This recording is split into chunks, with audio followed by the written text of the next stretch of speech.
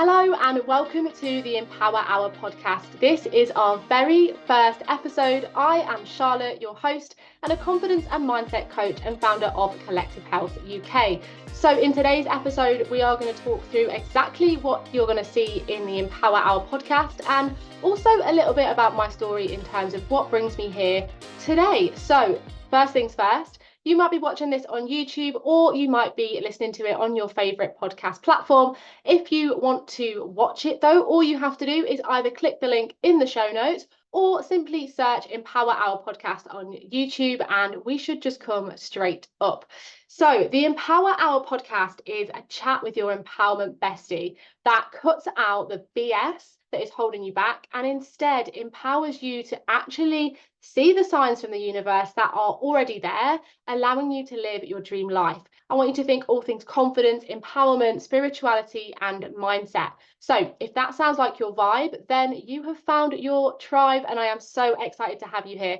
Like I said, if you prefer to watch, then all episodes can be found on our YouTube channel, which I'll pop the link below to. Let's get stuck into today's episode. Now, I wanted to share with you the story of how I went from this painfully, and I mean painfully, shy girl through school, through college, through uni, to the woman that is sat in front of you today talking about confidence, mindset, spirituality, and empowerment. Because if you told me when I was at school or even at college that this is what I would be doing, this is the business that I would have, supporting women who are currently where I was to get to the woman where they truly own who they are, they truly fall back in love with themselves, they find that spark again, and they have an absolute ball doing so. All right, like I said, I was this painfully shy girl, and at school every single parents' evening would be the same. The teachers would sit in front of me and my mom, and it would be a case of, Charlotte's really quiet in school, she never puts her hand up, she, is everything okay? She's always sat at the back of the class, she keeps herself to herself. And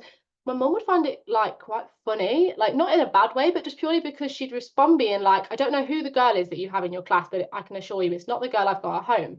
Because at home I would be loud and I would be myself, but only in the confines of where I was comfortable, which was the four walls, right? It was never like out of those four walls. It was never at school. It was never when I had a group of friends, because I didn't have that group of friends. Like I really struggled to maintain those friendships, because even when we like at college, just jump into college, but even when I got to college, like when I was invited out, I'd never go because I was just too shy. I was too worried about what people thought of me. So that kind of gives us a bit of a segue, if you like, onto college. And college is where it had the biggest impact on me in terms of realizing how unconfident I was and the impact that that had.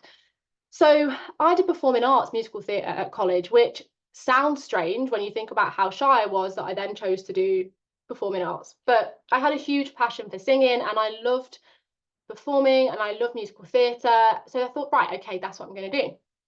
And although I would get up there and I would sing, it would take a hell of a lot to push me to get up on that stage, because I was shaking like a leaf, right? I was so nervous. And it didn't matter how many compliments I got, like, or how much my teacher would say, you can do this song, you just need the confidence, you just need to do the performance side of it. Like I could never do it. It was terrifying to me. And the struggles around the confidence and not really having that like friendship group continued through college. And I was that shy at college that people mistakenly thought I was stuck up. And that really hurt, because actually when people got to know me, or if people got to know me, they would realize that it wasn't because I was stuck up. It was because I was painfully shy. That's why I was hiding at the back of class. That's why I wasn't saying anything. That's why I would go to college, come home, and that's it, and not get involved in the social side. Not because I was stuck up, but because I was painfully shy, even as a teenager. And the only way that I felt like I could try and fit in was to jump on diet after diet after diet after diet, right?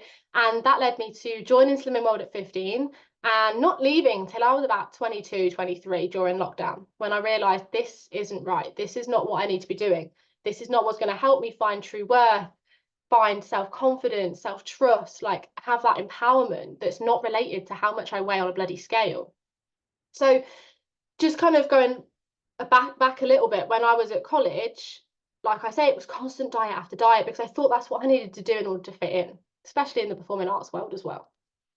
But surprise, surprise, that wasn't what I needed was to work on my self-confidence, on accepting who I am. And accepting who I am was also a massive thing at college, because it was during college years that I started to realize that I was potentially attracted to women, right? And obviously I'm a woman myself. And I was with a bloke at the time. I'd always been with men. I'd never been with a woman, never had feelings for a woman. It hadn't ever really crossed my mind until college. But I didn't have the confidence to admit that. I didn't have the confidence to even really explore that, because I already felt like the odd one out, right? So why would I then admit that to myself and to admit that to other people? I felt like it would make me even more of the odd one out, right? Even though now looking back, of course it wouldn't have done, because that's just not how people are anymore. But at the time, it felt like it was going to make me even more of the odd one out, right? And I just didn't want that. I wanted to blend into the background. I just wanted to go to college, go home, and that was it. I didn't want to stick out. So I pushed it down, and I pushed that down for years. And when I say years, I mean 12 years, right? It was only last year, so 2023, that I actually came out. And there was two reasons for that. Number one, like, life took a change, and someone came into my life and made me realize, actually, no, this is who you are and you need to admit that. But had I not done the confidence work, the mindset work, the self-trust work, and the self-worth, which is massive, if I hadn't have done that work, there's no hope in hell that I would have gone, okay, this is who I am. This is hard to process because it's a surprise to me. But although it's not a surprise because I kind of knew it, but I pushed it down. If I didn't do all that work beforehand, I would never have stepped into that and gone, this is who I am. I'm going to own that. And I'm going to take that journey of coming out to friends, coming out to family, and having to deal with repercussions if there is any, which there was a couple, but that's by the by, right?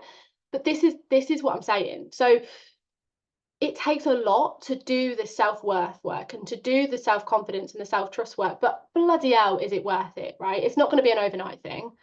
But what I want to leave you with this podcast today is two things. Number one, if you have a dream, right, whether it's starting your own business, whether it's going for that promotion, whether it's actually leaving the 9 to 5 and going traveling, like, whatever that dream is for you, that you feel is so out of reach. Like, I've got a client at the moment who, when we started working together, she never would have thought it was possible, like, let alone the thought enter her mind. But she's now actually writing a bloody book, right? And I'll share more on that in another podcast episode. But she's now writing a book. She's following this purpose and this passion and this drive because she's now got the confidence to do it. She's now got the self-worth, the self-trust to do it. And it's never too late to claim who you truly are at your core, to work on that purpose, to work on that passion, to reignite that spark again so you fall in love with yourself and you truly feel enough and you truly feel happy and confident about who you are, what you stand for, and what you do, right? Because actually, you're not the weird one, you're not the odd one out. The point is, you've just not found your tribe yet. You've not found that group of people that are you and you are them, right? And they are out there, but you won't find those people until you start working on who you are and becoming yourself.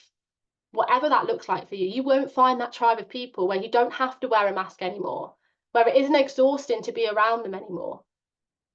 When you start working on who you are, you start living in alignment and you start actually getting that clarity and that confidence, it trickles through every single aspect of your life. And I mean every single aspect. So that is a very much whistle-stop tour of why I'm here, a little bit about my story, and what you can expect on the Empower Hour podcast. If you want to find out more about what I do in terms of masterclasses, one-to-one coaching, membership, then head over to the Collective Health UK Instagram page. I will pop all of the links that you need in the show notes. But until next time, make sure you hit that follow button if you are listening so that you get notified of the next episode. Or if you are watching on YouTube, then make sure you hit the subscribe button so that you also get notified of the next episode. Thank you so much for tuning in to our very first Empower Hour, and I will be back with you very, very soon.